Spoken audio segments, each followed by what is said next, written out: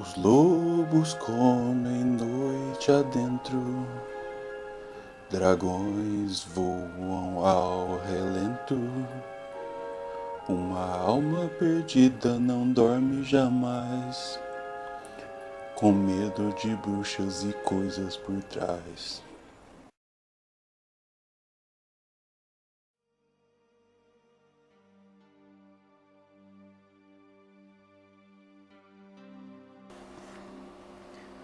A Guerra dos Dragões, por Thorhall Bjork. Na Era Mítica, quando Isgramor pela primeira vez pôs seus pés em Tamriel, seu povo trouxe consigo uma fé que adorava deuses animais. Alguns estudiosos acreditavam que esses povos primitivos realmente adoravam as divindades como nós as conhecemos, apenas as formas desses totens animais. Eles deificaram o falcão, o lobo, a cobra, a traça, a coruja, a baleia, o urso, a raposa e o dragão. De vez em quando você pode tropeçar nos totens de pedra quebrados, nos mais distantes pontos de Skyrim. Bem, em primeiro lugar, dentre todos os animais, estava o dragão. Na língua nórdica era Dragón. Ocasionalmente, o termo Dovra era utilizado na língua ou derivação desse termo não é conhecida. Utilizar qualquer um dos nomes foi proibido para todos, menos para os sacerdotes dos dragões. Grandes templos foram construídos para homenagear os dragões e apaziguá-los. Muitos deles sobreviveram hoje como antigas ruínas assombradas por Draugr, os sacerdotes mortos-vivos. Dragões sendo dragões, abraçaram seu papel como deuses reis sobre os homens. Afinal de contas, eles não foram tomados à própria imagem de Akatosh? Eles não eram superiores em todos os sentidos às hordas de criaturas pequenas e suaves que os adoraram? Para dragões, o poder é igual à verdade. Eles tinham poder que, portanto, deveria ser verdade. Dragões concederam pequenas quantidades de energia para seus seguidores em troca de obediência absoluta. Por sua vez, os sacerdotes governaram os homens como equivalente aos reis. Dragões, é claro, não poderiam ser incomodados com governar efetivamente. Em Atmora, onde Isgramor e seu povo viveram, os sacerdotes dos dragões exigiam tributos e estabeleciam leis e códigos de vivência que mantinham a paz entre dragões e homens. Em Tamriel, eles não eram tão benevolentes. Não está claro como se isso foi devido a um ambicioso sacerdote, ou a um dragão em particular, ou a uma série de fracassos. Seja qual for a causa, os sacerdotes começaram a governar com mãos de ferro, tomando do resto da população escravos virtuais. Quando a população se rebelou, os sacerdotes dragões retaliaram. Quando os sacerdotes não puderam mais recolher os tributos ou controlar as massas, a resposta dos dragões foi rápida e brutal. Foi assim que a Guerra dos Dragões começou. Primeiramente, os homens morreram aos milhares. Os textos antigos revelam que alguns dragões tomaram o lado dos homens. Por que eles fizeram isso? Não se sabe. Os sacerdotes das novas divindades afirmaram que foi o próprio Akatosh que interveio. Desses dragões, os homens aprenderam magias para usar contra os dragões. A maré começou a virar e dragões começaram a morrer também. A guerra foi longa e sangrenta. Os deuses dragões foram derrubados e os dragões foram abatidos em grandes números. Os dragões sobreviventes se espalharam, escolhendo viver em lugares remotos, longe dos homens. O culto do dragão se adaptou e sobreviveu. Eles construíram túmulos de dragão, sepultando os restos de seus dragões que caíram na guerra. Eles acreditavam que um dia os dragões subiriam novamente e recompensariam os fiéis. Ruminações sobre os Elder Scrolls, por Septimus Signus Faculdade Interroad. Bem, amigos, imagine-se viver só sobre as ondas com uma bênção forte visão da mais excelente tela. Segurando a tela sobre suas guelras, você começaria a respirar, talvez a beber a teia da trama. Embora as fibras vegetais impregnassem sua alma, o plâncton miserável iria poluir o pântano até feder aos céus da profecia. Esta é a maneira pela qual o primeiro pergaminho veio surgir. Mas nós somos o mar, o respirador ou a tela? Ou somos a respiração em si?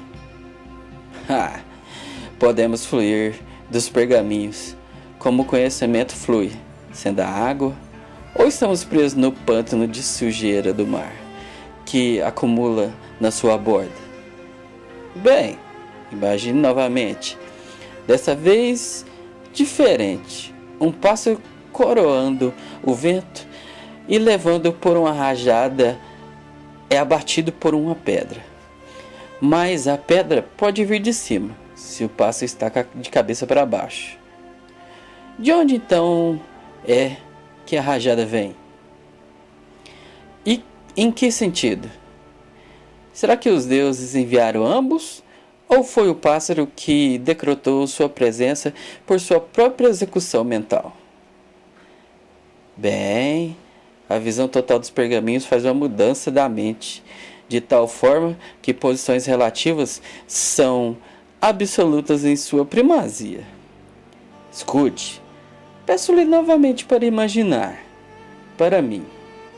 Dessa vez, você está sobre o solo, uma pequena bolota plantada por alguma bem-intencionada elfo-donzela das florestas, para seu próprio prazer. Você deseja crescer, mas teme que pode tornar-se assim. Você empurra a água, a terra e o sol para ficar em seu buraco. Mas é no próprio empurrão que você se torna uma árvore, em despeito de si mesmo. Como isso aconteceu? A bolota é uma espécie de ovo-árvore? Neste caso, é o conhecimento e a água e o sol. Somos a galinha no interior do ovo, mas também a sujidade. O conhecimento dos pergaminhos é o que empurramos para nos tornar completos vistos de nós mesmos. Bem, meu amigo, vamos a uma imaginação final. Afinal, antes de sua mente fechar-se do choque do saber constante, você agora é uma chama ardente, azul e brilhante dentro de um imenso vazio. Com o tempo, você vê seus irmãos e irmãs, chamas por sua conta na distância e ao longo de seu lado. Um mar de pontinhos, uma constelação de memórias. Cada uma queima brilhante, em seguida pisca, e então mais dois tomam seu lugar. Mas não para sempre, a fim de que o vazio se encha de luz rançosa que suga o pensamento. Cada vez que nossas mentes é realmente o vazio, e as aprendizagens dos pergaminhos são pontinhos, se a sua luz esfaqueante, minha consciência seria como um grande nada, desconhecendo o seu vazio como um vazio é desconhecido de si mesmo. Mas as chamas são perigosas e devem ser bem cuidadas e pensadas e trazidas para si, mesmo espalhada por entre seus irmãos. Boas imaginações, amigo.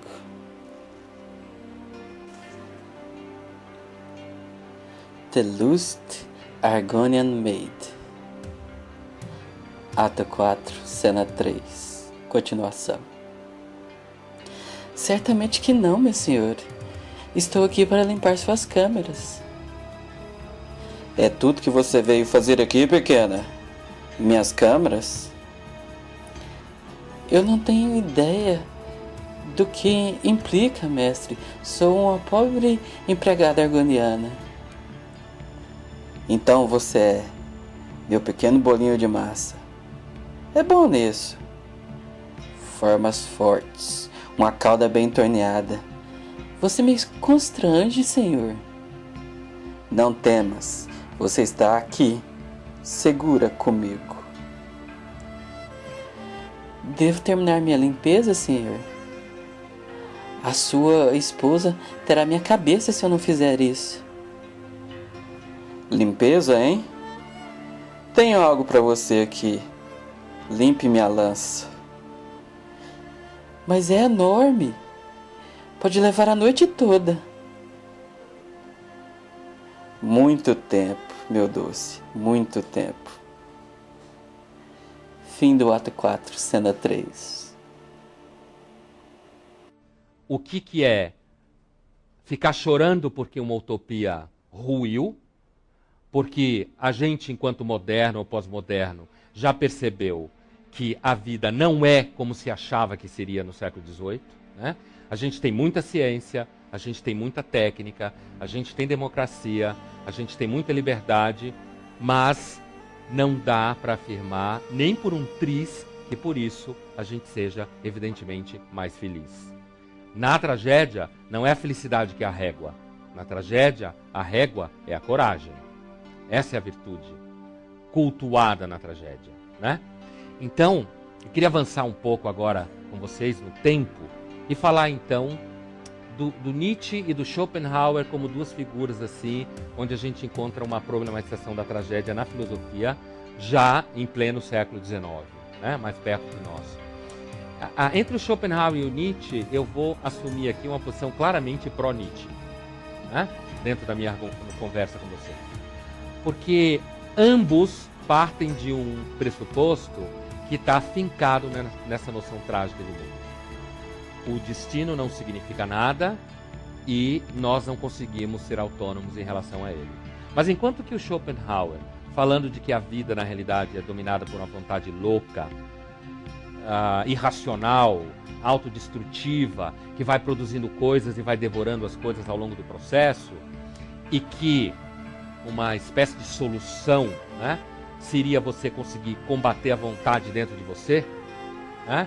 E é por isso que muita gente vai acusar o Schopenhauer de, no último momento da sua vida, breve como uma vela, ter sucumbido a uma certa moral cristã, no sentido negativo da moral cristã, entendido como moral que nega a vida, nesse sentido, que é o sentido bem nietzschiano, né? Que a moral cristã não é só isso, mas eu estou fazendo a discussão do ponto de vista nietzschiano. Então, assim, nessa ideia de que no final das contas o Schopenhauer, ele não teria captado o que significa exatamente a virtude na tragédia, né? Porque no final ele faz um discurso em favor de você aniquilar a vontade de você, quase se transformando numa asceta, como se diz. Quase não, falando do asceta, né? De alguém que destrói a vontade em si, destrói o desejo e nesse movimento se torna livre da vontade. Mas do ponto de vista do Nietzsche, o que ele faz? Você se liberta da vontade, mas o preço disso é que você morre antes da hora. Esse é o problema, né? Do ponto de vista do Nietzsche. Você morre antes da hora, porque o preço que você paga para não ser vítima da vontade é que você tem que abrir mão do desejo. E aí o Schopenhauer vai fazer aquilo que o Nietzsche fala que o cristianismo em geral faz, que é adoecer o eros, na linguagem do Nietzsche, né? Você perde o tesão, né? Você aniquila o tesão em você, porque é o preço que você tem que pagar. Então, sei lá, você vai morar no deserto, sei lá, na figura típica do asceta. E aí o Nietzsche vai se perguntar, por exemplo, quando ele vai dizer assim, imagina um asceta, né? Aquela figura do cara que vai morar no deserto, na tradição religiosa e tal. Segundo Nietzsche, esse cara, quando vai para o deserto, ele vai em busca do seguinte, ele quer responder uma pergunta. Qual é essa pergunta? Por que existe o sofrimento? Né? E aí o que faz o asceta? No caso, Nietzsche está pensando mais especificamente no monge cristão, mas esse fenômeno tem em muitas religiões, né? O que faz o asceta? Ele responde por que o sofrimento. Sei lá, o sofrimento é para você aprender, o sofrimento vai preparar você para chegar até Deus, o sofrimento vai preparar você para uma encarnação melhor, sei lá, você encarnou num país pobre da África, sofreu para burro, na próxima você encarna numa família rica em São Paulo, Campinas, sei lá o quê, né? E aí se você não pisar muito no tomate, não tratar mal os empregados, não for cruel com seu marido e sua esposa, cuidar bem dos seus filhos, não for egoísta, quem sabe daí você vai encarnar numa família rica em Paris. Agora, se você maltratar seus empregados, se você maltratar seu marido, sua mulher, se você for uma pessoa egoísta, sei lá, você vai encarnar na Etiópia. Você anda para trás, sei lá. Né? Claro, vocês entendem que eu estou trabalhando com estereótipo. Mas, sim, o que eu estou querendo dizer é que você vai buscar resposta. Sei lá, a resposta é: por que há sofrimento? Porque eu tenho que virar luz. Porque se eu não sofrer, eu não vou conseguir ter uma matéria super sutil para conseguir conviver com o princípio inteligente do universo. Sei lá, qualquer resposta que se der aí. Mas normalmente as respostas são essas, né? Ou é aquela resposta que fala de uma espécie assim de solução em prestação, 30 vezes assim, né? 30 encarnações onde você vai solucionando o problema da pergunta básica. Qual é a pergunta que o Nietzsche está falando? Que o Acerta quer responder. Por que existe o sofrimento? Essa é a pergunta. Né? E aí o Acerta responde ou isso, ou ele responde que você está se purificando, né? Porque você está se preparando para conseguir viver num mundo que é melhor. E aí o Nietzsche vai bater. Né? A gente sabe que o Nietzsche tinha horror à metafísica. Né? Horror à metafísica no sentido da afirmação de um outro mundo que não esse. Né? E, é claro, metafísica é coisa de Platão, Aristóteles. Do ponto de vista do Nietzsche, é uma coisa difícil, né? É uma coisa complexa, é coisa de elite. Por isso que o Nietzsche vai dizer, a versão de pobre da metafísica é o cristianismo, fala o Nietzsche. Né? Porque ele oferece para a população, ele oferece para as pessoas uma solução para o sofrimento que é mais fácil de você assimilar. Veja, deixa eu marcar uma coisa importante aqui. O cristianismo, no caso, que o Nietzsche ataca tanto, ele assimilou muito da tragédia. Hein? Eu não vou entrar nisso aqui, porque o meu foco é seguir um pouco da tragédia grega ao Nietzsche, mas assim, o cristianismo assimilou muito da tragédia. Eu não quero passar de forma nenhuma a ideia de que, evidentemente, o Nietzsche tenha resumido toda a questão do cristianismo numa solução como essa. Mas do ponto de vista dele, o que ele está querendo dizer é o seguinte, o que ele não perdoa no cristianismo que ele está criticando é aquilo que em filosofia a gente chama de platonismo, que é na realidade a versão dele, né? É platonismo para massa, ele chama o cristianismo, né? Para massa pobre. Então assim, o que ele não perdoa é o platonismo. Por quê? Porque o platonismo representa o grande sonho de que você vai encontrar um outro mundo melhor do que esse. Por quê? Porque esse não presta, essa é a ideia. Né? Nesse aqui, os justos não são recompensados necessariamente. Né? Alguns acham que quase nunca. Né? Aqui, se você passar uma vida inteira sendo fiel a alguém, esse alguém pode te trair da forma mais cretina do mundo. Né? Você pode ser uma pessoa que se prepara inteira para a sua vida e quando você está lá pelos 30 anos acontece um acidente e você morre. Né? Ou você pode viver 95 anos de vida e ser uma vida absolutamente sem sentido. Ou você pode viver 95 anos e a sua vida ter sentido. E você ter o sentimento de que isso depende da sorte, do acaso. Né?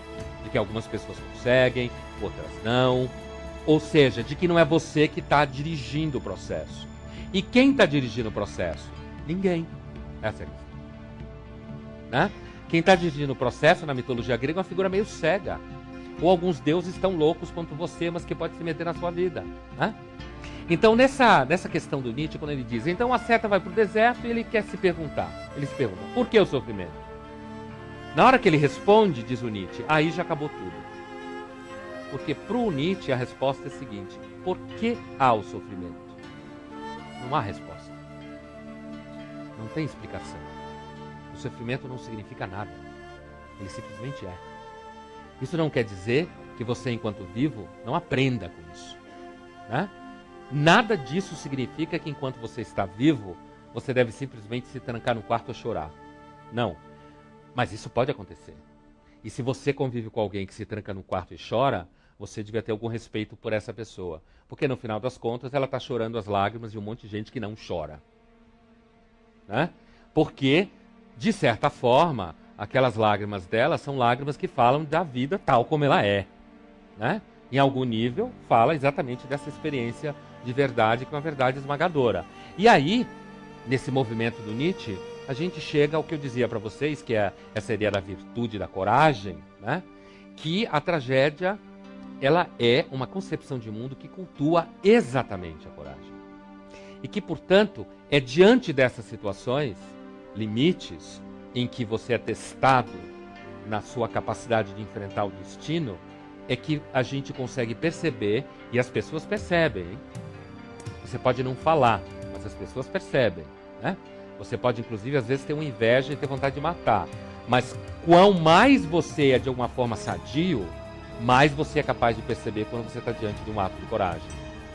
E a humanidade, quase na sua totalidade, reconhece o ato da coragem. I am the lucid dream, the monster in your nightmares, the fiend of a thousand faces. Cower before my true form. Bow down before the god of death. Madness will consume you. Your will is no longer your own.